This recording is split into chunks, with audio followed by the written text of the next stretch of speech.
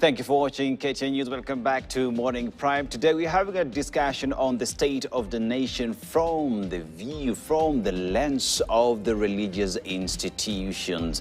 And right now, when we went to the break, Dr. Hassan Kinyo was saying that even WASU will down their tools because it seems like the only way for the authorities to hear and to listen is by downing tools. And now let me just go to Reverend Mercy Love Washira. Reverend, now, as we are discussing this issue to do with healthcare in the country, do you think it's being handled with sincerity in making sure that this problem is actually addressed? I think that's far from the truth. And first of all, sir, so we have too many problems.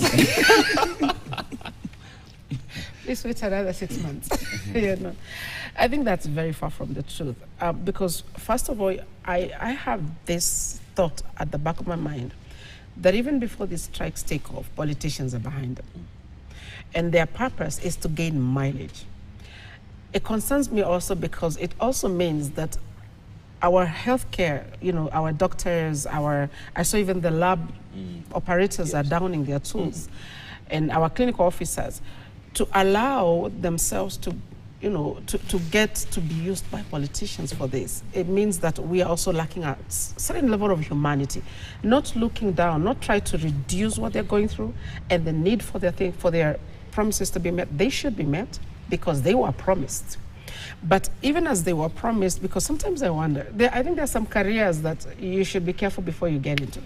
Because observing people die and you can help it, and a politician is building on it, would make you very, very sad.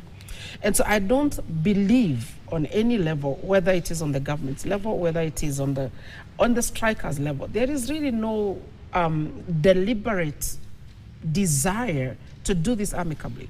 Because if we all thought, if the doctors and the politicians and the government thought about the person down there, a woman who is going to die today with a child because they need to be operated on and there is no one to operate on them. If they think that way, they will come back and lower their egos and go like, let's just have this conversation. Because I believe there is no problem without a solution. Anything can be solved if there is goodwill and deliberate commitment. And what is lacking for us is goodwill and deliberate commitment. And you realize, like, now we've had the politicians very quiet for a while. All of a sudden, we have a lot of politics because of this particular issue and other issues affecting Kenyans. So I wish that our politicians would, and Kenyans would also think twice. Because by the time the politicians is shouting and saying, we want our people, our interns to be paid, we want to strike for the interns to be paid, we are not focusing on the main problem. So deliberate willingness and focusing on the main issue, which is the Kenyan, will help us get very fast. So I'm praying, and I've prayed, and yesterday I prayed over this matter, that truly at some point someone will think about the Kenyan, someone in Korogocho today who has a big problem and nobody can solve it because there's no money or someone doesn't care. I would also like to probably suggest that our national government, our president, some things he needs to intervene on. And I pray for our president because it is a requirement of the Bible. It says pray for your leaders because every decision they make affects all of you. I wish you would speak something. It would speak up on this matter. Because if it has gone on for so long, and the county government will say the doctors are our problem in the county level. And then the doctors will come and fight the national government. Right there in the middle, someone is getting lost, something is getting lost, and someone is suffering. So I wish the president would step in and just give some directive to some degree.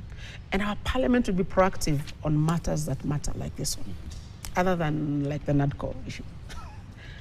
We shall be getting back to the NADCO issue a little bit later because that is also subject for debate. And Apostle Richard Hakim, now, you happen to be a man that wears many hats. You are a Nigerian living in Kenya, and maybe you could give us as well a perspective back home. Now, here's a question where, if you look at the health situation in the country, it is Kenyans who are suffering. As I speak to you right now, my friend My neighbor Abu Bakr Omar is actually admitted in hospital. He's paralyzed. Oh, he wow. needs medical attention as fast as now. There's no but doctor. doctors have downed their tools. This is on a personal level for me. So here is a question where, as we discuss these issues, there are people who are suffering, there are people who need these services because it is the only lifeline that they have. We will pray, but we need to equally make sure that doctors are working. That's true. Well, it's really sad to hear that, and I think I like prayer. Prayer is good, but listen carefully. The Bible says it is through wisdom kings reign, and princes decree justice, not through prayer. So yes, through prayer you can get wisdom, but it is wisdom, because this idea of keeping pastors and churches praying while politicians are doing whatever they want to do. know, right? To me, I see it as a distraction. They are trying to distract the pastors. You go and pray for us. But no matter how somebody prays, if you are taking very bad decisions, the prayer will not work. You get my point? So because if you look at it, like back home, we are facing the same thing. Because like I said, it seems all the politicians, they have the same sickness. Because I remember Dr. Miles Morrow, the late Miles Morrow, he came to Nigeria one time, and he spoke to our parliament, and he was making a statement during, and he had an interview. And he said, politicians sometimes are even shocked that people believe them when they talk. Because whatever they are saying is not true. That's what Miles Morrow said.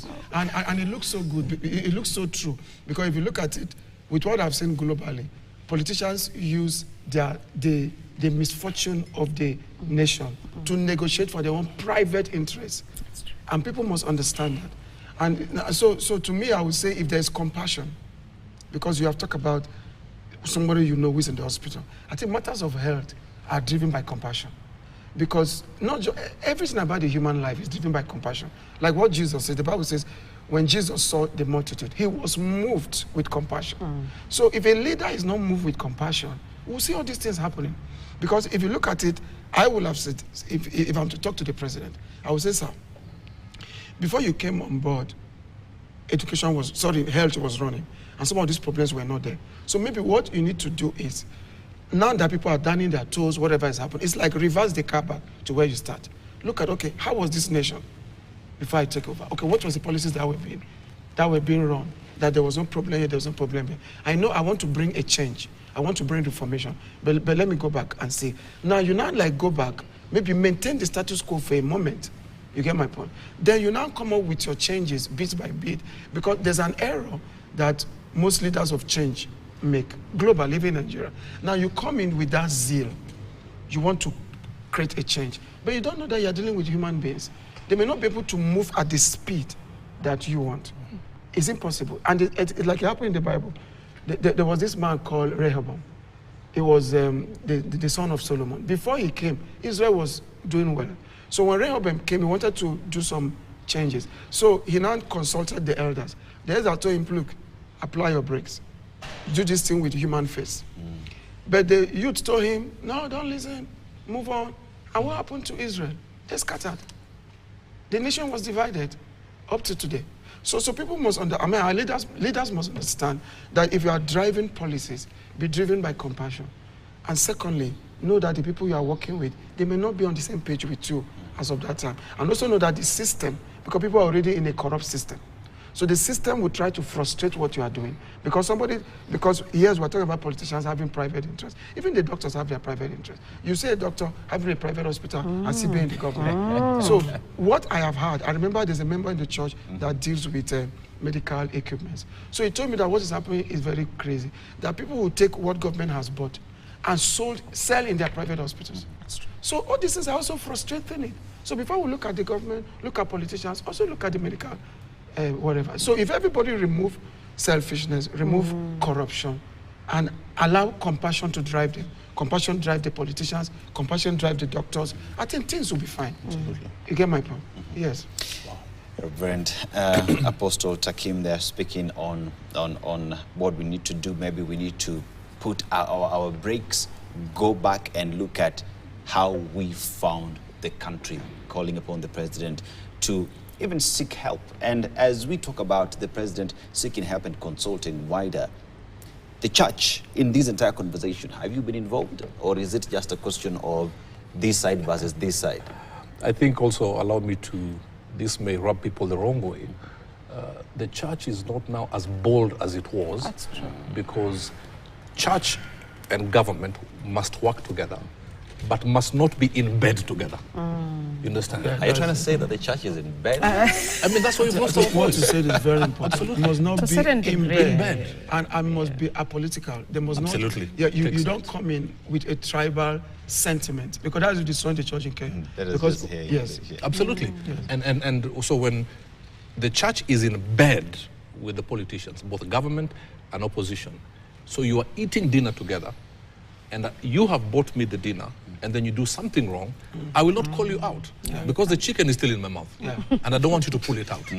So we have to get to a place where we say, okay, fine, we will work together, not be in bed together, we will call you out respectfully, not disrespecting you, but when you take a stand as a church, then when you speak, even politicians will listen.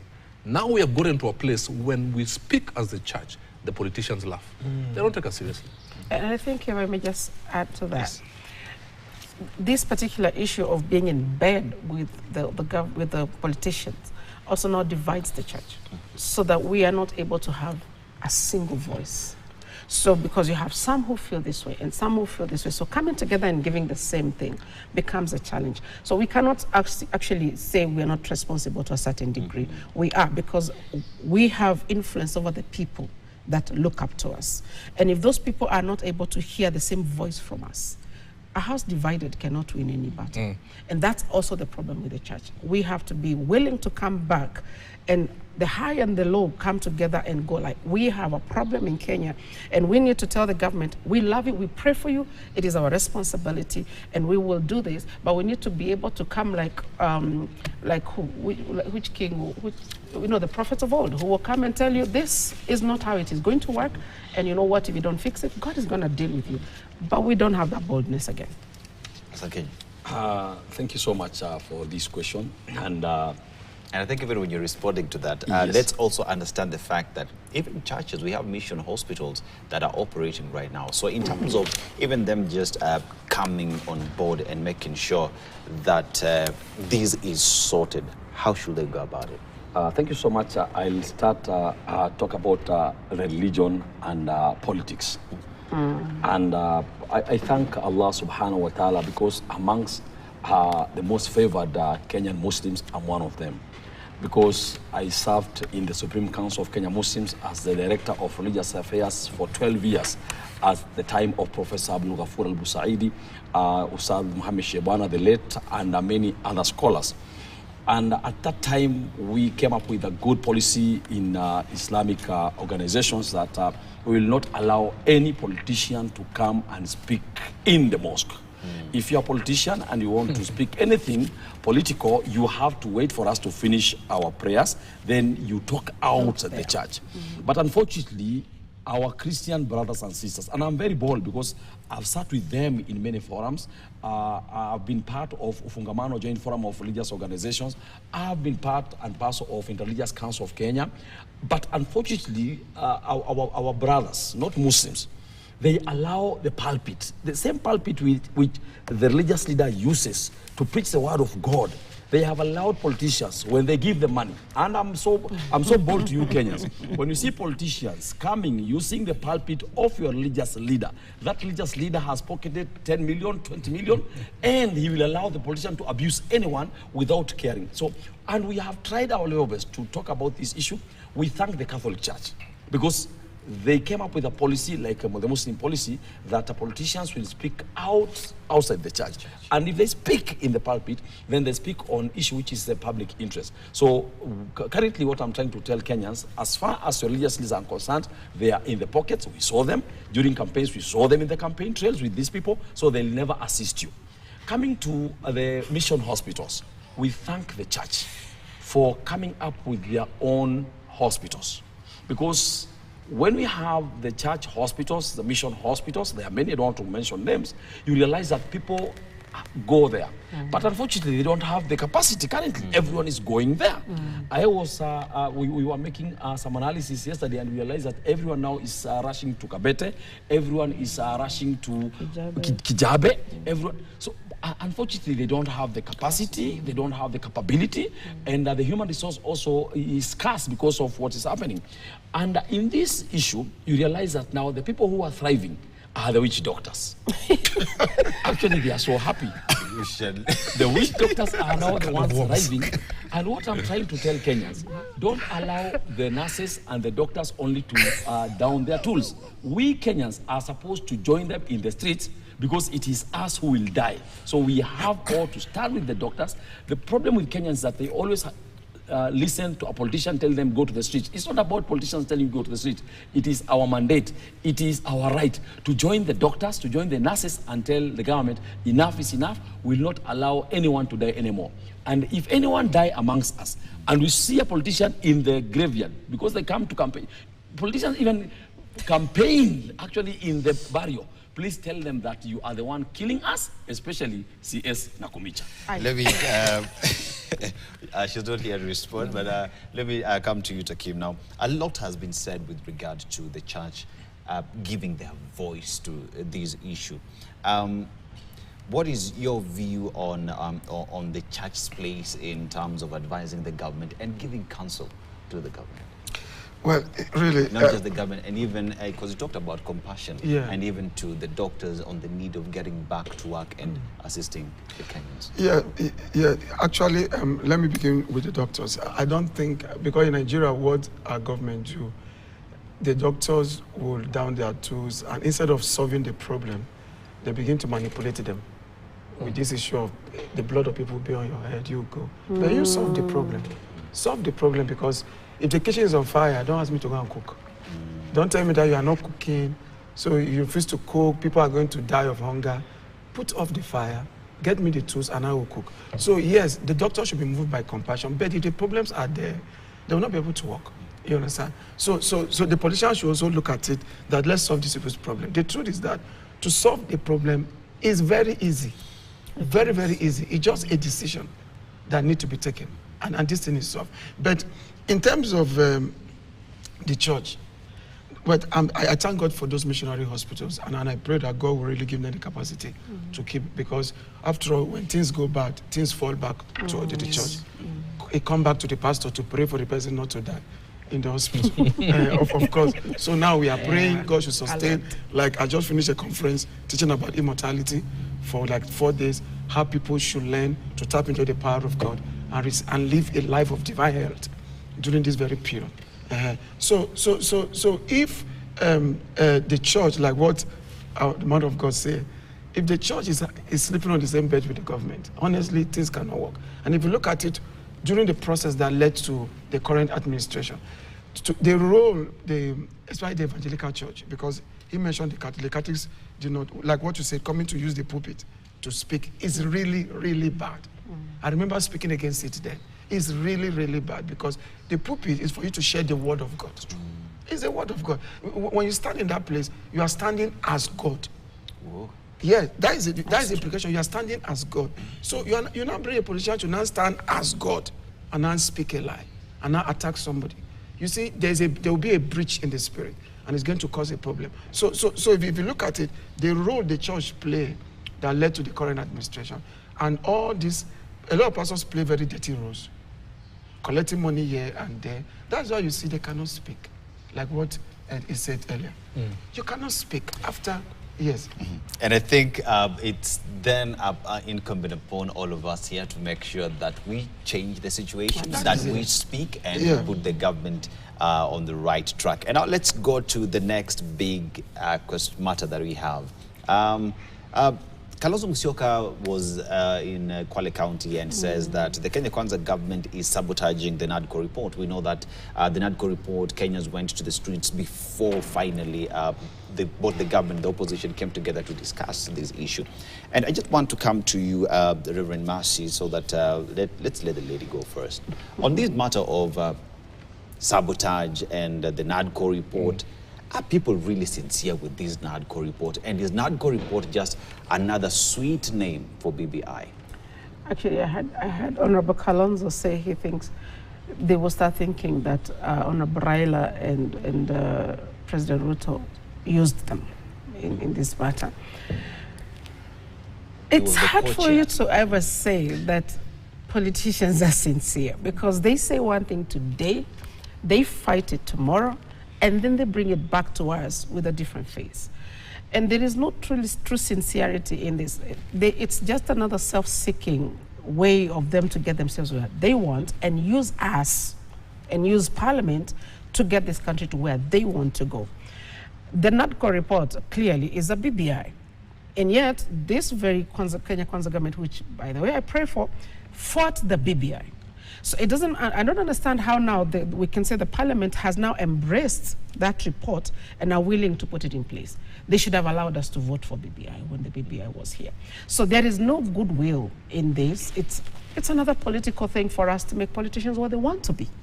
And Kenyans, unfortunately, will be told this thing, campaigns will happen, and because they love their politicians, they will forget themselves again and do what the politicians say. And I come from a political family, so I love politicians. But I do pray and hope that it's a time that Kenyans wake up and realize that saying yes to everything just because now it's somebody we like saying it. It's, because it was Honorable Raila fighting for it the last time, we don't like it, or whoever. Now it is so-and-so fighting for it, we want it. It's all for the sake of politicians. So there is nothing goodwill here that I can say I see. Robert, BBI, and according to what Mercy says, it is a question of Kenyans yet again, tumechezwa. When will we learn and just put our feet down? Because actually, by the way, tuchezangu, si ujicheza. Si ujicheza. So moving forward with this NADCO report, and we even had Kalonzo yesterday saying that, Honorable Kalonzo, that even if it means going back to the streets, they are ready to go back. Yeah. Which begs the question, then why spend the taxpayers' money going to Bomas, trying to find a solution to the problems bedeviling Kenyans? Two things. Allow me first to go back on the doctor's thing. We need to pray for CS Nahumicha, because right now she's on the target line. And yet, when you understand this thing, it's more than just the CS, the Ministry of Health. Treasury must be involved. Parliamentarians must be involved. We have to get a supplementary budget. So we should not really bash as an individual, because it's government. Say something about that? Can I say something to Pastor Robert? Yes. Pastor Robert, and I don't hate that woman, but it's ridiculous for you to say that you have occupied an office, and when that thing happened, I wasn't there. The first thing you did when you got to your office is pick what was there, because Absolutely. It's a continuing office. Yes. It's not a brand new office that was created and you're the one coming up with everything. You found baggage. President Ruto cannot tell us, I didn't know that Uhuru said that. I think it's ridiculous. And that's why she shoots herself on her foot. I think the problem is the forum was politically charged. So every statement that was being made there, 80% was political statements covered Including by government service. All of them. But in a boardroom, I think it would be different. Now, getting back to the NADCO report. Going back to the NADCO report. Looks like people want to talk about it. No, what I think, for me, my take, even in leadership, she took the oath of office as CS. If she leaves today, another person takes the position, they will stop attacking her and attack the other person who has taken position. So when we personalize government services to an individual, then I think we are crossing the line. But someone would ask, doesn't the buck stop with her? Because I remember... But why are you in that position then if we can't ask you? No, asking is okay. For me, I just think all these politicians are self-seeking. One person stood and decided, you know what, I don't like you as a person, I will use this to bash you. And as you are bashing, your neighbor is in hospital, desperate for health services. That's true, though. And let me tell you, after all this bashing, what happened when the cameras went off? They went to the maybe 5-star hotel and they high-fived each other, slapping, enjoying their gin and juice. You understand? Yes. But what is your neighbor doing? Desperate for whatever. Now, back to the NADCO report. Before we go Yes, let's finalize. What I'm seeing and what every Kenyan is observing is that maybe some of the CSs, as we have said, some of them, you know, actually people think that the executive are ignorant of what they are doing. No, the executive are so wise here. What they do, sometimes they put someone who is very blank in a cabinet, a position somewhere, because they want to manipulate these people. So it is upon the people who are put in cabinet secretary positions to seek guidance, to seek advice. You see, if, for example, C.S. Nakumicha came up with a statement, my brother is saying, that, my friends, I understand and also agree that there is a problem with my ministry. But my friends, it's not me alone. This thing has to be tackled also by the parliamentarians. The president has something to do here. The treasury has to give us supplementary budget. People could see a cabinet secretary who is supposed to be called a honorable person. Absolutely. But when you come and say that I was not there, that's where the problem comes in. That was the biggest mistake she made. And I think also, we also remember at some point the cabinet secretary, in terms of shooting herself in the leg, she said, we shall fire these people, you know, and this is a point where all we need is for people to negotiate, come to a round table and discuss. So in terms of how also bringing the fire to herself, I mean, she's doing it really. She's actually, now that Pastor Barrera is, when you sit her down, just tell her, probably change the person advising her on how to do her speeches. Hallelujah. We got to understand the foundation of this gathering first. It wasn't brought because we had leaders who were seeing far. This thing was constituted because of the protests. So it was self-seeking. Come to the table, first and foremost. We shall pay you to come to the table. We shall give you an allowance. We shall give you big cars. We shall give you bodyguards. We'll make you feel good. So it came together because of political disagreement, but not with the vision of generations to come. That's true. Now, why are they saying we shall go back to the streets? If all these politicians were told you only have 6 months to live, I'm telling you, the demand for that report to be implemented today. Because they need to do it for themselves. But if they're told you'll die in 6 months, but we shall implement this report in 6 years, they would not care. They wouldn't. Because most of them do it for themselves.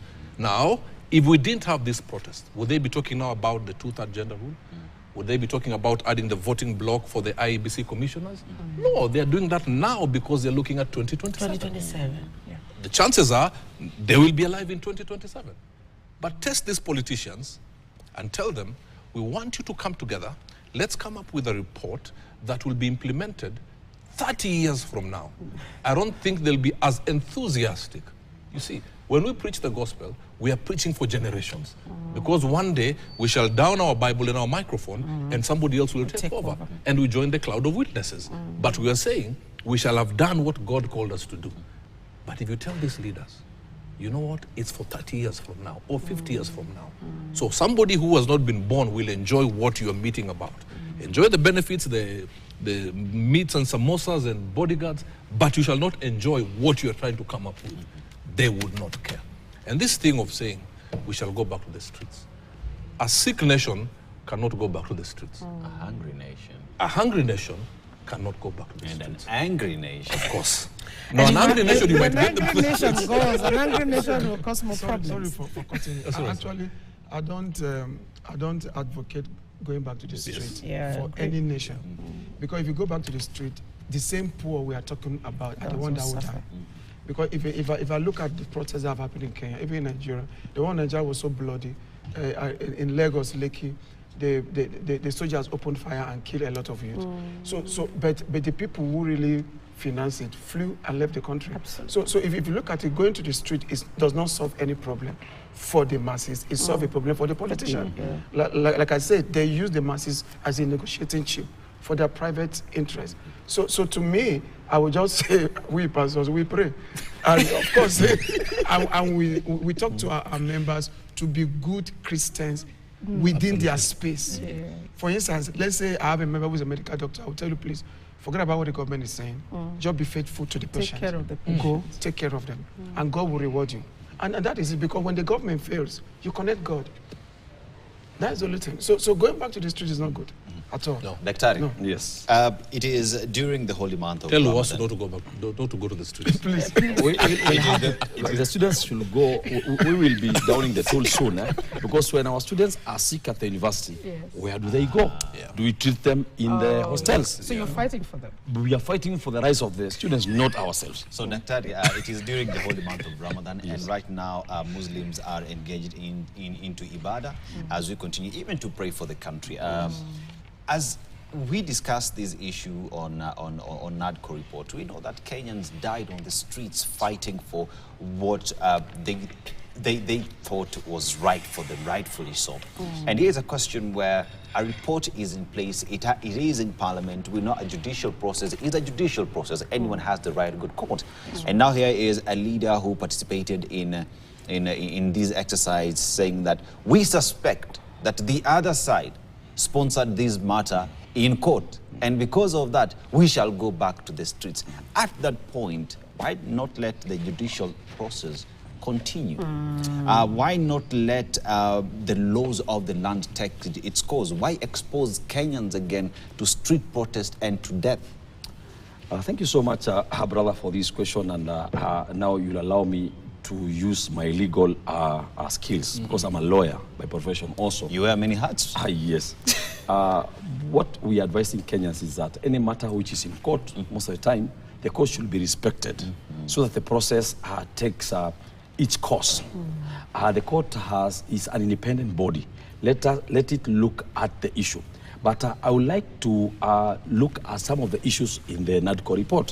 One of them is the audit of the 2022 electoral process. We all agree that there were many errors, many issues as far as the electoral process was concerned in 2022, which need to be actually streamlined, which need to be discussed, which need to be looked into, because if we don't look at it, we'll go back to the same issue 2027. You look at the other issue which was in this report was the issue of cost of living. All Kenyans agree that we are in trouble as far as the cost of living is concerned. We Muslims might not be suffering too much, because you see currently we are only having one meal. So the problem is the others. But you see, we'll be joining you after Ramadan. Right now we want to take 3 meals again. This is where the problems comes in. And then we're looking at what the president had promised. He was promising food being very cheap. We remember the Minister of Finance talking of increasing the price of bread and milk. And I was in a national television, and I told the president, please don't touch bread, don't touch milk. Because if you do that, we will not go to street alone as parents. We will go with our children. All children in this country, we will take them to streets to tell the president, why are you touching our bread? Why are you touching our milk? And I thank God the president listened. So, President, if your Minister of Finance touches milk and bread, fire him the same day he utters that mouth. Looking at the other issue in NADCO reporter is the issue of entrenching of funds into the Constitution. We realize that the CDF and also NGAF, you realize that these things were ambiguous. Where do they fall? Are they entrenched in the Constitution? No. They are supposed to entrench. And every Kenyan agreed to this. But there's also this issue of also MCS having their own funds in the ward. I don't know how that will happen, but it is also in the NADCO report. And lastly, establishment of entrenchment of state officers. Thank you. They are looking at having an independent body, office, which will now be working with the political parties or regulating the political parties in whatever they do. Looking at this, also realize that they are calling upon, currently IBC is composed of 7 members. They want it to be 9 members. Why 9 members? A good thing is that I thank Allah.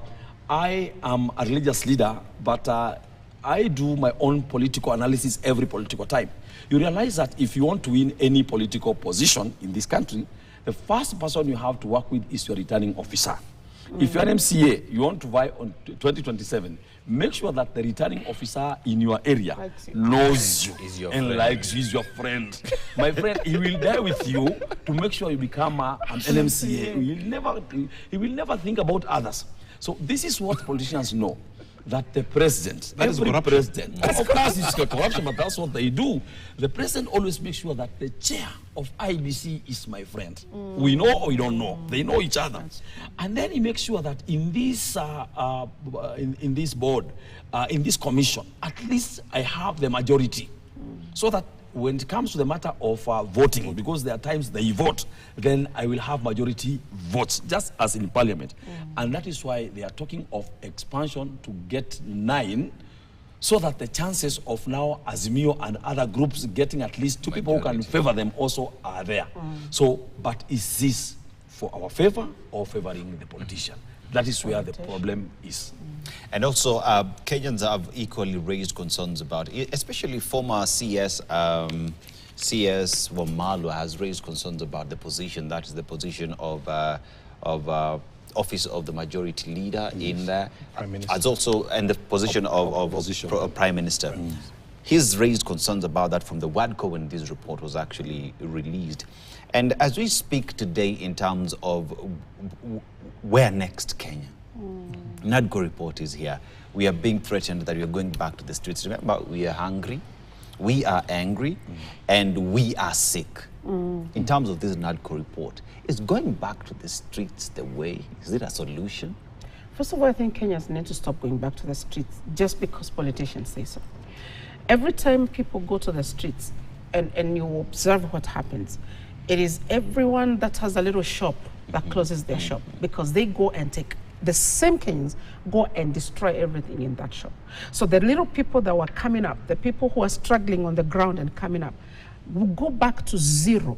And there is no government office that is, or project that is going to give them free money to start doing those businesses again. Every time we riot, the Mama Mboga loses their kiosk. Every time we riot, the Madare houses are burnt down. No house is burnt in Lavington or Karen. None of them. Their schools back down there get destroyed to nothing. No school. Makini is not going to get destroyed by anybody. And so Kenyans need to realize that we need for these politicians to give us better structures of, giving our issues and looking at our issues rather than telling us go to the street. And they themselves will never, their children will never join people in the streets. So while I'm agreeing with him that we'll bring our children out if they do milk and bread, because really milk and bread should not be touched by anybody. While I'm agreeing with him, Kenyans must come, and I agree with Apostle Takim, Kenyans must come to a place of saying, we will not fight on the streets for politicians again. However, we will come now together and find better ways of doing this. I would want to imagine that among our communities are people who truly want the best for our Kenyans. Let Kenyans come together in their own rights as the little people that we might be. Let the church leaders be able to help the community, the people in their community on we have issues, how do we help them? This is where I would say, like, in the church, we also need to, we are spiritual people, we teach spiritual things, but we cannot ignore the problems that the people are going through. So we need to talk about those problems in church as well, so that the people understand, while my politicians may say this, there is a better way I can do this. On the streets, we will just mess our lives anymore. I don't think we have ever solved anything in this country on the streets. And sorry, sir, before Apostle Takim speaks, should we also look at ourselves as the people who vote for these people? Definitely. It is hard when you stand in a podium and give your 9-point plan of what you'll do for your people. It could be very nice, you have development agenda, and people see you as very sincere. Absolutely. And you actually are sincere. Then another politician will come with no agenda, but has money in their pocket and gives you something, and then you vote for that person. Then a year later, we say our member of parliament doesn't care about us. Why would he care about you if you sold your soul for 2 pieces of silver? When are we going to say we will vote for people based on their agenda? They may not have the finances, they may not have the name, they may not have the connections, they may not know the returning officer. But just because somebody has given a 9-point agenda and given timelines on what they will do based on the 5 years, and you say, oh, you know what, we like what you have said, let us see what you got. But somebody will do that, then somebody comes in the last 3 weeks to the elections, has been saving some money, and say, 100 shillings if you vote, 100 shillings if you vote, 200 shillings if you vote, and you vote that person. And then, we come and complain cry later. I think and the say problem- our leaders have forgotten us. I think Of course they will forget us. The issue here, I think, would be the poverty levels in this country. People are desperate. And as the people are looking for work, there is no work because this country does not deliberately create jobs for people. Deliberately. And so when a politician comes and they are willing to give you money and you had nothing to feed your children, reality is, I need that money to feed my children. I would rather have nothing in my pocket. Now that's you. But poverty of the mind is the worst kind of poverty. Look at what India did. Poor people financially can come together and cause a change. Absolutely. Because they have oneness of mind. But I think we need, and that's where we come as spiritual pastors and spiritual leaders, where we speak to the people, as he said, do it as a Christian. Yes, you don't have the money that you want, but for the love of God, just do what you have to do, because on that great day, God will ask you, what did you do with what I gave you? Now, may I tell them, before Apostle Hakim talks, may I say, even if you eat the money, just eat the money, but vote for the right person. Well, you see, what I want to say is that, you see, there's a statement that a friend of mine made in Nigeria, who were in a particular group. So he said that politicians always think about the next election, but statesmen think about the next generation. So if you have few statesmen within a political system and more politicians, then every decision that is taken will be guided by the next election. And it will not become survival of the fittest. So we will not be, because if you look at it, that's the cycle that is destroying our economy in Africa, not just Africa anyway. Because somebody will come in, the person who will come in is thinking of how will I win the next one. You get my point? So this is where sometimes you propose, okay, let it just be one term. It could be 10 years one term, maybe 7 years one term. Let this person come to work for like 8 years. It should not think about the next election so that to solve this. And this will not lead to some constitutional changes that need to be made in different nations. Now back to what Reverend said, as in the issue of somebody come in, say I want to give his 9-point agenda and don't vote for that person. But would the vote count? That is the problem. Because what the professor there have said is that if you don't know the returning officer, so you could vote for the right person, but will it count? It will not. So the electoral system will not let this happen at all. So this is where we will just say people should just trust in their God. Like in Nigeria, what we did, most of us in Nigeria, we have formed our individual economic system. So, like in my village, honestly, we don't need the government in my village. Which village is this? It's called Buki local government, Buki in Cross River State. So, our forests have a lot of natural resources. We grow things. Our land is so fertile. So most of us are farmers. So you see, all we need come from either the stream. We have fish in the stream. We have meat in the bush. And we have our food. So we don't really depend on the government for much things. So that's how you see when they're now coming for election, we collect the money. And because we know once you live here, we are gone. You get my point? So they drop, we collect it. Vote for us, fine, no problem. Yeah. Because now we don't depend on you. So if the Kenyans will build that system, I know it's possible. You and your God, with your wisdom, you build a system where you survive economically without the government. For instance, Kenya is very good in the area of power. Your power is very stable. I remember only few hours your power went off. Nigerians were mocking Kenyans. Your power just went off only for a few hours. They are complaining. We for years. So we don't have it. So you guys just relax. All of that stuff. The power here is so stable. Do you know that with a stable power, you can build a strong economy for yourself? And just be listening to the government. Let him be talking. But for yourself, you build a strong economy, like Nigeria, because we don't have powers. Everybody get a generator. If you are building a house, you buy a generator. You sink a borehole because there's no water. So, Pastor Takim, let me just ask you: if everyone is buying a generator, how do you sleep at night? No, in fact, that's a problem. Everybody, they are nice. Honestly, at night, you just have to develop a system where you don't. Though most people put it off at night because you adapt. Because the cost will not let you. Because you also have fuel that. Yeah, of course, we have fuel. So it's not like Kenya that there's not an oil producing nation, except few now I'm hearing that they're discovering. So to me, everybody, thank God, is a Christian, is a religious nation. People seek God. So get your God by your side. get the wisdom on how to run your economy, and move on. Then this issue of listen to the person who have a good idea, all of that stuff. Do you know that in certain climes it has even happened? You listen to the good idea, you mobilize people, and you vote the person in. By the time they get there, it seems that when the person sits on that seat, there's something that comes from the seat into the person's heart. And the person forgets all the promises they now, made. ladies and gentlemen, on this round table, he's mentioned something very important, and I think I just want to task us all to see where we are as a continent and as a country. He mentioned something to do with statesmen. As we sit here today, I will not respond to that question. Kindly let all of us just mention statesmen that we know. Burale, off your head. From Kenya or from Africa? Africa. Nelson Mandela. Kwame Nkrumah. I will let President Mwai Kibaki.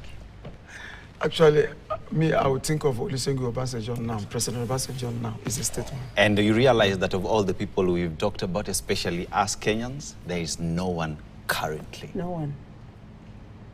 So that was a trick question. My brother, coming to this issue, we were all there in 2017. And we all saw that as soon as the campaigns were over, campaigns began the next month. You are being sworn in Parliament, and you start campaigning for the next general election in Parliament. We have seen it now.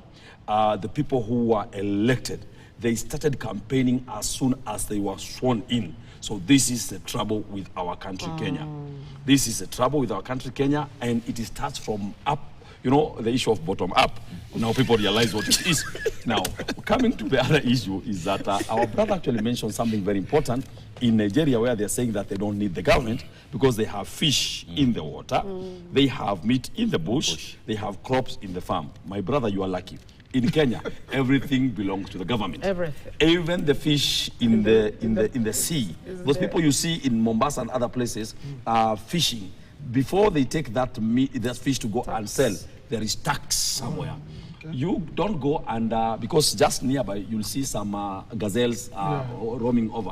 Please don't touch any of them. Because they belong to the government. KWS will be with you. Your farm produce, actually, there are people looking at it. So what I'm trying to say, you are lucky that in your country, here in Kenya, everything belongs to the country, to the government, and that's why everyone must make sure in Kenya that the government runs the way we want it to run. Allow me to add, if you don't mind. Briefly, Just 2 minutes. I think the problem, we can do what Nigeria is doing. And I think Reverend Julian Kula is doing something called Kingdom Commonwealth, whereby if you can take control and have economic power, government will listen to you. And what you got to understand, I think the problem with the masses is that we expect the government to give us employment. The government has no capacity to give employment. The government should create an environment to make employment possible. If we can change that mindset and take financial or economic power, you'd be invited to the table. Even the wisdom of a poor man is despised. Yeah. I actually do believe on what he just said about the economy. While all that may be possible, I'm thinking you will still need a light from the government. Okay, you're buying a generator. But you can imagine, like now, the issues we have of doctors, you will still need the government to help you with those doctors. The issues we have of education, you still need the government to step in. So at some point, you need to structure your voice in a way that you can be heard. And as he says, if you have some level of power, then you'll be listened to. The problem is, right on the ground, even the people down there have not come to a place of thinking, can we just ourselves find a way to get into this government without using these politicians? Because he said something very true. Pastor Burale said, let's start from let's pick somebody with good agendas and good ideas. They all come with good agendas. No one was elected the first time without good agendas. The problem is when they sit on that seat, it's not the people, it's the rules of the game. And if you want to know the power of government as far as economy is concerned, Mombasa people have always been in opposition. What did the government do? They uplifted the port and came up with a dry port in Naivasha to make sure that actually people sometimes have to clear their commodities, their items from Naivasha. And when the campaigns were going on, people were lying to them. Now, we'll return back to your port. Is it return? People from Mombasa, where are you? Why are you quiet? You politicians from Mombasa, you should go home if you don't work. And his opposition, isn't it? And I think on that note, let's take this short commercial break. When we come back, he talked about the fact that everything in Kenya belongs to the government, and the church during the Easter holidays is pleading over high cost of living and taxation in the country. When we come back, let's talk about the cost of living in the country.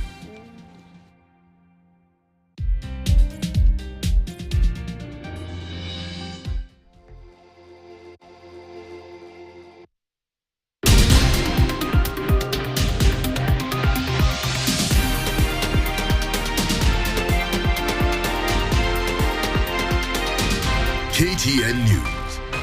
Get the whole story. Habari